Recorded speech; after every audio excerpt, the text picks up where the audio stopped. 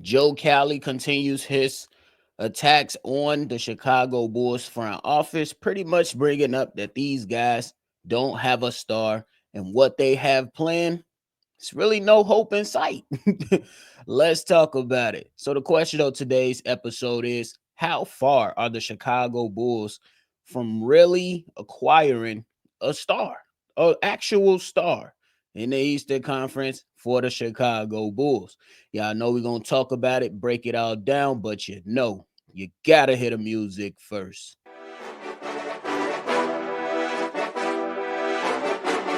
Cognac gang.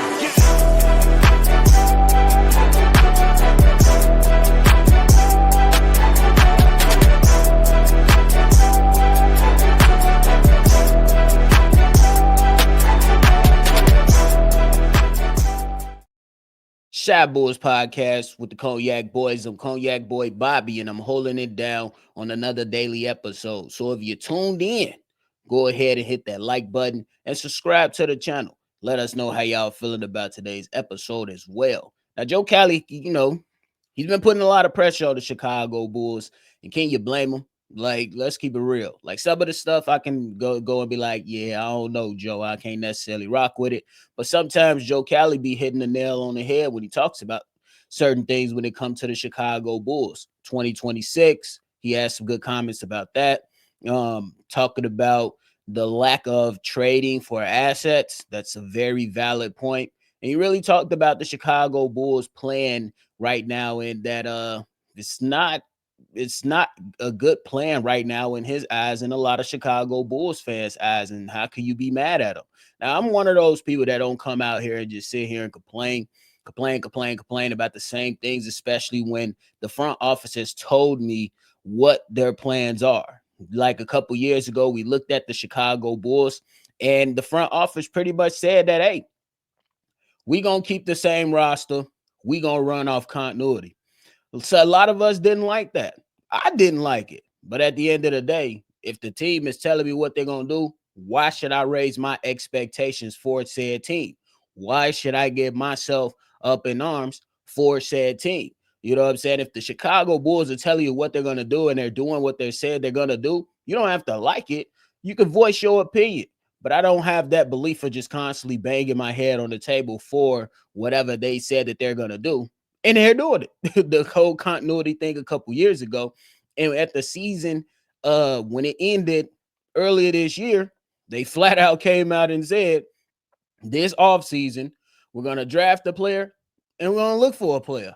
They literally said that, not quite in those words, but they put it out there that it's only about two people that's going to come into this team as new players. Yes, we're going to look for to try to trade Nikola Vucevic. Yeah, we going to try to trade Patrick Williams, but let's keep it real. We already knew that at a minimum, it was going to be two new people on his team. And those two new people is one, Isaac Okoro, and the one player that they drafted with retaining their rights and getting their rights back in that trade was Noa Essengue. So they did exactly what they said they was going to do. I felt like that the Chicago Bulls should have been more aggressive, especially with an Eastern Conference that is, kind of in a little bit of a change, at least right now for 2025. You see Boston Celtics, they lost Jason Tatum. You see the Indiana Pacers, they lost Hallie. And that says, hey, we should be out here on the move, trying to be making some moves to see if we can compete, if that is the plan that you guys constantly want to go with, of being competitors in basketball. Because we already know that this franchise is against tanking. They've said it from the very beginning, at least with this regime, that they are against tanking. Whether you agree with it or disagree with it, this is what they have been doing. So when it comes to the star talk, we hear about Joe Cali, and he says different things like, yes, and this is coming from his article from the Chicago Tribune. So if you want to check it out, check it out. He pretty much said, yes, White can take another step towards, talking about Kobe White, can take another step toward all-star consideration, but he's still on the outside of those halls looking in. And he brought up other things and pretty much said that hope isn't a plan. And it's the only plan this front office has going for itself right now, which is kind of like a valid statement. Because I think that you should be doing things more diligently. I think the Chicago Bulls have missed a number of opportunities, but he also brought in what Mark Eversley said, which has me in the position that I'm in right now with just remaining even keel with this young team. This young team is, I don't know what the ceiling is. I don't think it's really high if I'm keeping it real. I know there's a couple homers in here that believe that they can. I mean, they can overachieve, but they have to show me at this point. Kobe White has to show me that he can be consistently good for a season. Josh Giddey has to show me that he can, you know what I'm saying, be consistent for an entire year. Matas Buzelis has to show me that he is ready to take that next step and that he can be a star. Matas Buzelis specifically, I believe he has the right mindset. I believe he has all the talent and the tools, but you have to put it on wax. I don't care how far I think you can go.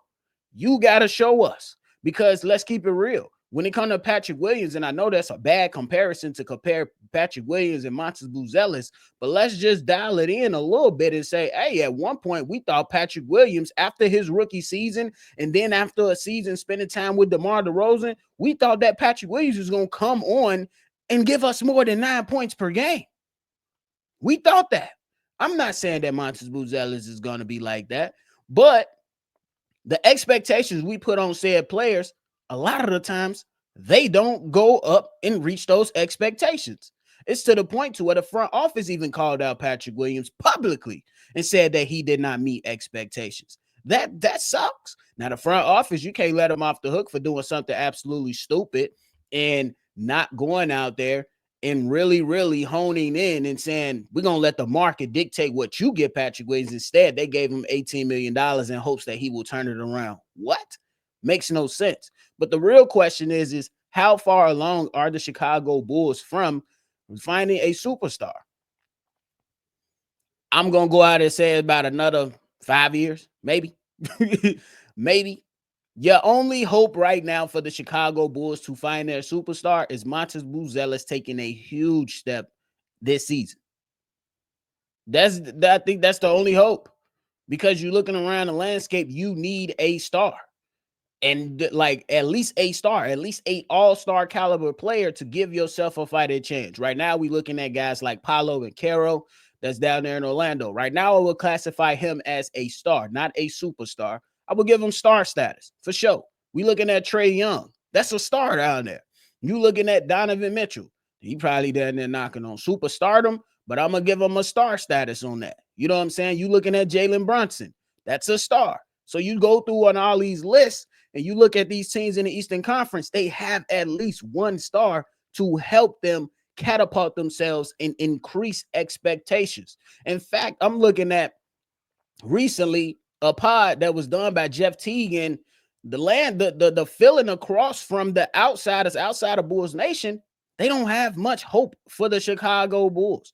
Some of them is unreasonable, but when you talk to Jeff Teague, he's saying that, hey, it's just a bunch of young players over there with no actual star to pull others in that'll make players around the league want to play for him. There's validity around that. Yes, there's some basketball players that can say, hey, Kobe White can hoop.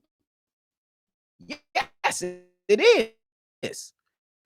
Yes, there's going to be some people that say, hey, Josh Giddey is, decent. You know what I'm saying? But I think that's as far as the conversations will go when you talk about said players. I think that, like, there is nobody saying, hey, I have to go play with Matas Buzelis right now today. They say they like the kid, but the kid has growing to do. And your contemporaries, they speak a lot about you. Now, if Matas Buzelis can go out there and take this step forward, maybe that starts to change the things a little bit. The Chicago Bulls are trying to hand Matas Buzelis these young keys. You know what I'm saying? Hey, trying to put him in the face of every single thing. They're trying to allow him to be that more outspoken young player that he is. And we just hope that translate onto the basketball court, because we've seen players come in. I remember one time we had Chandler Hutchison. Remember that? The next Scottie Pippen is what I heard from some people. And I was like, hold on. This before I even got into pod. This before I even touched the mic on a podcast. And Muggs was like, hold on, this the next Scottie Pippen. I'm like, what? We never got that one. You know what I'm saying? That's why when we talk about said players, Yes, we can like the players that we like. We can see what we like to see, but guys have to put up or really, really shut up. And we can be excited for young players, but how many times are we gonna let that excitement cloud our judgment, bro? How many times are we gonna sit there and allow that excitement to cloud our judgment when it comes to young players? Because after Patrick Williams' rookie season, we was like, hey, this guy's is baby Kawhi. At least Kawhi, at least Kawhi can give me 30. This young fella don't even want to give me 20. He don't want to give me 20. Like, can we keep it real? Like this, like we have to look at it for what it really is and stop babying these young men. Like, that's just what it is. And at the same time, I understand that there's gonna be some people saying, well, we should go out there and tank and try to bring in more assets and bring in more players and force the tank. That's not in, like, if we keeping it real, that's not in the plans of the Chicago Bulls. Hate it or love it. Hate it or love it.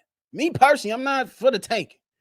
Me personally. But there is a way that a front office can go out there and utilize assets in the correct way.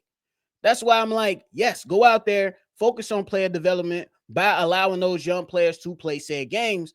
Don't forcibly tell them, yeah, we gonna suck and y'all shouldn't win no games. I think because that builds a losing culture.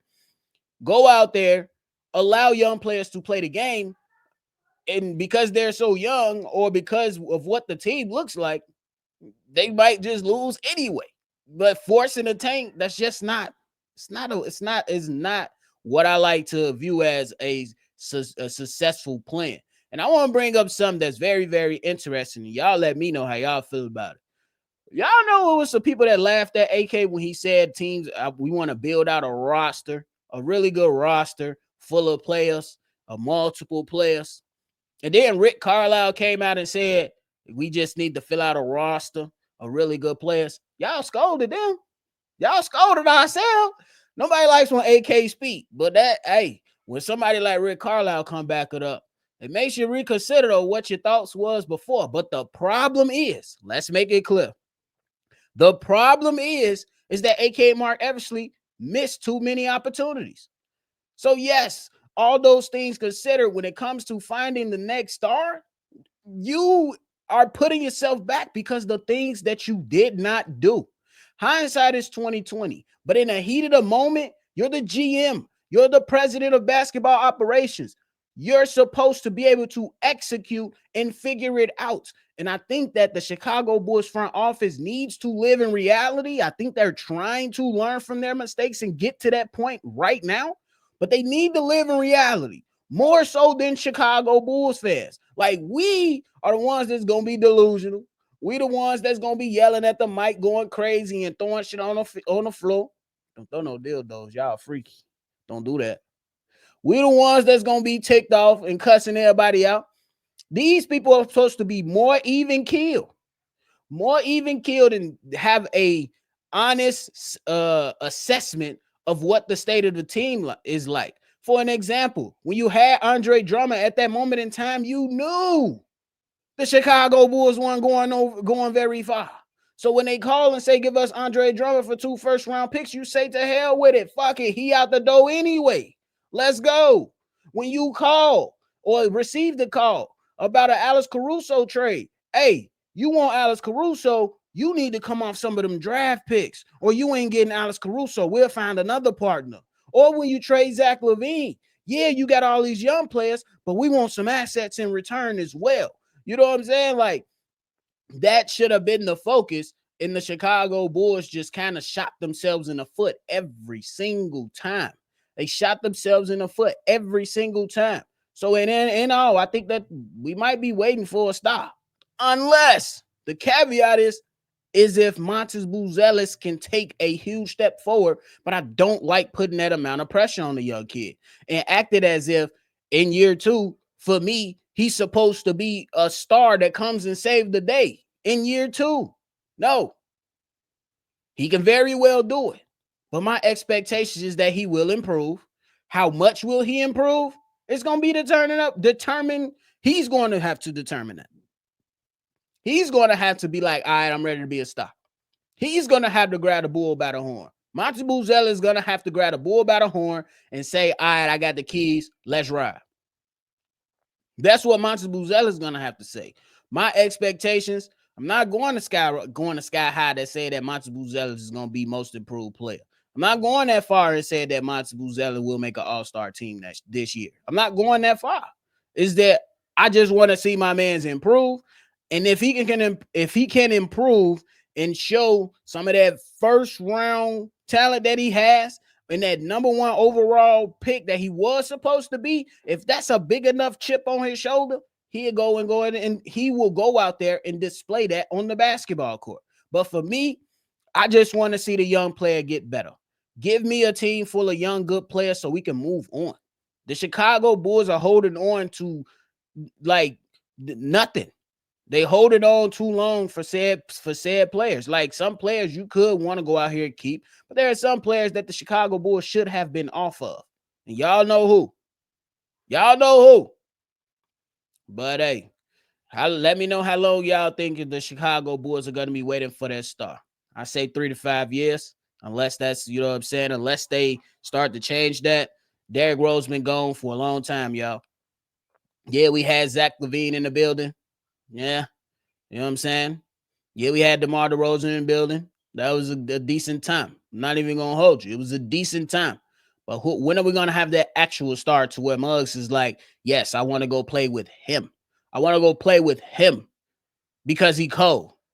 That's how Jalen Brunson get all these damn players to come slide on over. That's how Giannis Antetokounmpo forcing the Milwaukee Bucks to go out there and make all these crazy moves. That's how they doing it. That's how the Boston Celtics is getting players to say, hey, fuck it, I'll take a pay cut because I want to play for a championship. That's how guys, you know what I'm saying, when that team have that money available for their star, to support their star, players come over there for the low. Or players come and say, hey, I might be going to see what Chicago be like. We can go do something different. This is the house that Mike played in. This is where D Rose jersey retired at now. We need to go out there and find this young star. I'm not going to put the pressure to say that it's all on Matas Buzelis, though I think he will be really, really good. But it's gonna be some time for me. In my expectations, it's gonna be some time. The Chicago Bulls are taking things slow, and they kind of shooting themselves in the foot with an opportunity that they could have done a couple things. But hey, they standing right here. They putting trust in their player development staff. We hope to see more out of Essengue. We hope to see more out of Matas Buzelis. We hope to see a little bit out of all these players. But hope ain't gonna get us nowhere. You got to put it on wax. But that is it for me today, y'all. I appreciate y'all for tuning in to another episode. Before you get up out of here, make sure you go ahead and hit that like button. Subscribe to the channel and hit that notification bell as well, man. I appreciate y'all. Make sure you always see red, and y'all already know. I'm going to catch y'all on the next one for sure. Cognac. Gang.